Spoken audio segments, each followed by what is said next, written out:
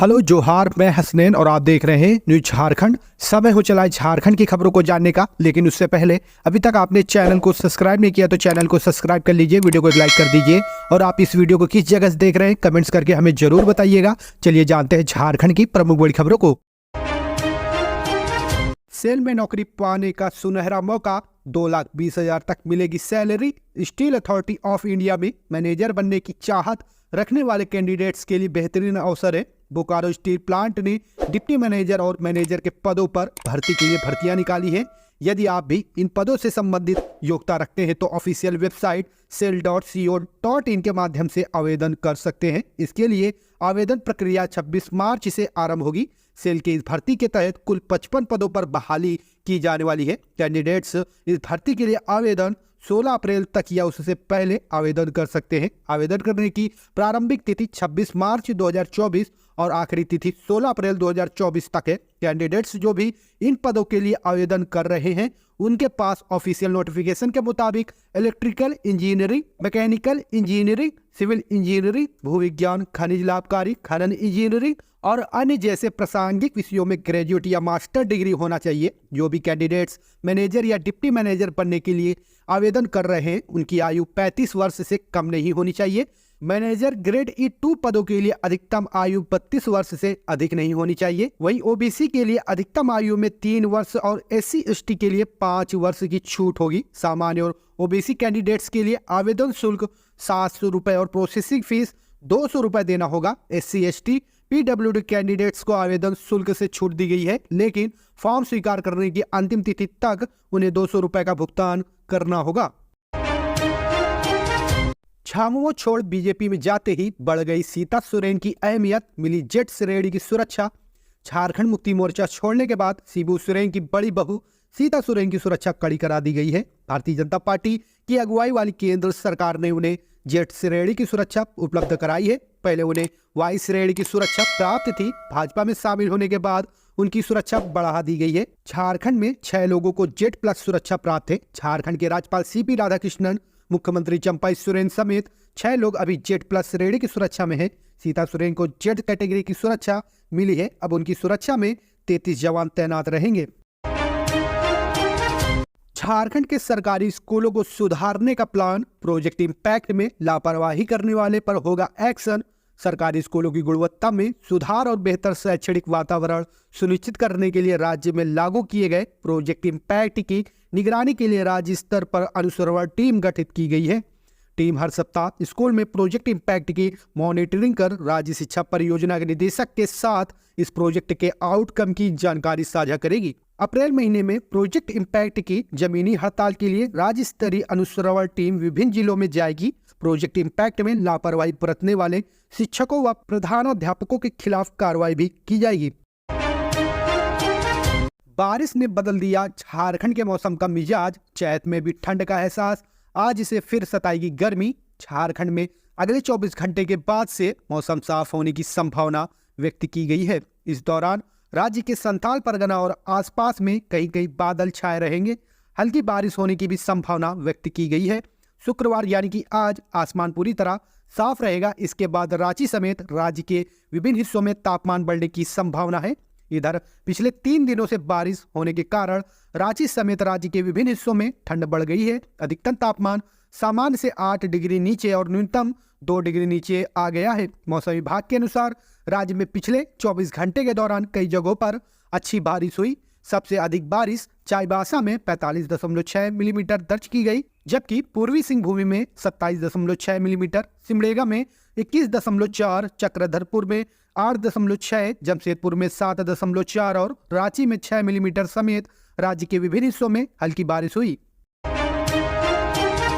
झारखंड के इस शहर में 24 व 25 मार्च को नहीं बिकेगी शराब और मांस। चोरी छिपे बेचते पकड़े गए तो बड़ा जामदा ओपी में ओपी प्रभारी विकास कुमार की अध्यक्षता में बुधवार को होली शांतिपूर्ण माहौल में मनाने के लिए शांति समिति की बैठक आयोजित की गई। बैठक में किरीबुरू SDPO अजय गिरकेट्टा, किरीबुरू इंस्पेक्टर बम कुमार भी पहुंचे हुए थे। गड़ा जामदा ओपी में हाल ही में योगदान देने वाले ओपी प्रभारी विकास कुमार ने कहा कि होली रंगों का त्यौहार है, इसे सभी मिलजुल कर आपसी भाईचारे के साथ मनाएंगे। होली के बहाने खलल डालने और हुड़दंगियों पर पुलिस की नजर रहेगी। बताया कि होली के अवसर पर डीजे बजाने पर प्रतिबंध रहेगा। मांस व मदिरा 24 मार्च से लेकर 25 मार्च तक 2 दिन तक बंद रहेगा। फिर भी चोरी छिपे परोसा गया तो उस पर कार्रवाई की जाएगी।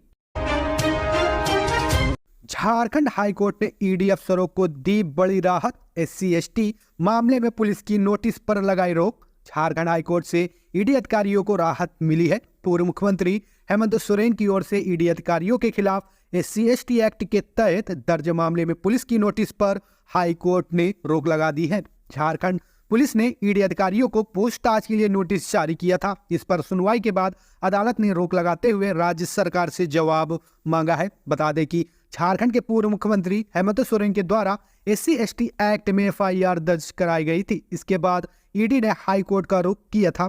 हाईकोर्ट ने अपनी पिछली सुनवाई में झारखंड पुलिस को ईडी अधिकारियों के खिलाफ कोई दंडात्मक कार्रवाई नहीं करने का आदेश दिया था। इस बीच रांची पुलिस ने CRPC की धारा 41A के तहत ईडी के अधिकारियों को नोटिस जारी किया था और उन्हें 21 मार्च को जांच में शामिल होने के लिए कहा था। इस नोटिस के खिलाफ ईडी ने कोर्ट में एक इंटरलोक्यूटरी एप्लीकेशन दायर की थी।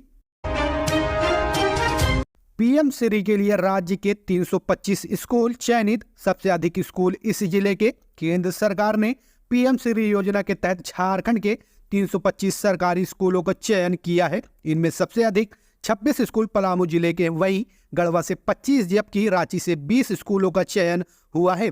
सबसे कम 7 स्कूल खूंटी जिले से चुने गए हैं। राज्य सरकार ने संबंधित जिलों को चयनित स्कूलों की जानकारी दे दी है।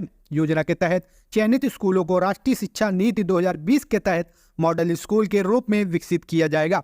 आधारभूत संरचनाओं के विकास के लिए इन स्कूलों को अगले 5 वर्ष में 2 करोड़ रुपए दिए जाएंगे। योजना की 60% राशि केंद्र सरकार जबकि 40% राज्य सरकार देगी। अन्य स्कूलों को भी इन्हीं स्कूल के आधार पर तैयार किया जाएगा। झारखंड में 7 सीटों पर चुनाव लड़ेगी कांग्रेस, विपक्षी गठबंधन में बनी सहमति। इंडिया गठबंधन के घटक दलों के बीच झारखंड के सीट बंटवारे पर सहमति बन गई है।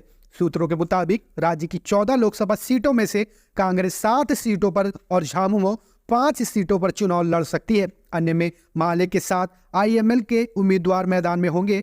बिहार में भी बात बनने का दावा राज्य सांसद मनोज झा ने किया और कहा कि बातचीत जारी है और नतीजे जल्द आमने सामने होंगे। वहीं महाराष्ट्र में प्रकाश अंबेडकर की वंचित बहुजन अघाड़ी ने पेच लगा दिया है। इनमें कोडरमा सीट को CPI-ML को दे दिए जाने की बात की जा रही है। वहीं राजद को चतरा सीट दी गई है। CM चंपाई सोरेन ने दी चेतावनी, काम समय पर नहीं हुआ पूरा तो देना होगा पेनाल्टी। मुख्यमंत्री चंपाई सोरेन ने कहा कि राज्य में जितने भी सरकारी निर्माण कार्य चल रहे हैं, ठेकेदार तय समय पर काम पूरा करे नहीं तो पेनाल्टी देना होगा। उन्होंने कांटाटोली फ्लाईओवर के संवेदक को भी अप्रैल तक हर हाल में काम पूरा कर हस्तांतरित करने का निर्देश दिया है।